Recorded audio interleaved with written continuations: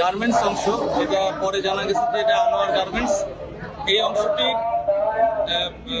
যে ফায়ারটা নিয়ন্ত্রণ হয়েছে এবং আমরা যে পাশে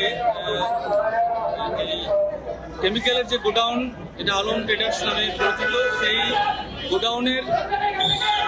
গোডাউনের যে আগুনটা আমরা এই 1420 ঘটিকায় আমরা নিয়ন্ত্রণ ঘোষণা করেছি।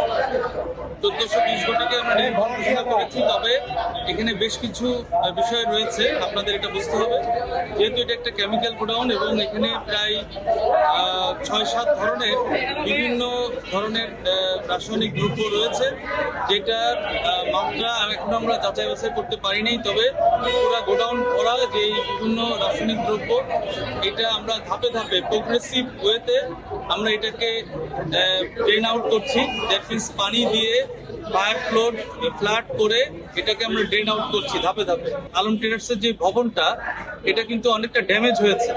আমরা যে ড্রোন ভিউটা যেটা পেয়েছি, এটা অনেকাংশে ড্যামেজ হয়েছে এবং যেহেতু এটা লম্বা সময় ধরে একটা যে তাপমাত্রা একটা ক্রিয়েট হয়েছে, সেই তাপমাত্রার কারণে এই ভবনের কনস্ট্রাকশন যে পিলারগুলো আমরা দেখলাম, সেটা অনেকাংশে ড্যামেজ। সুতরাং এটার জন্য যারা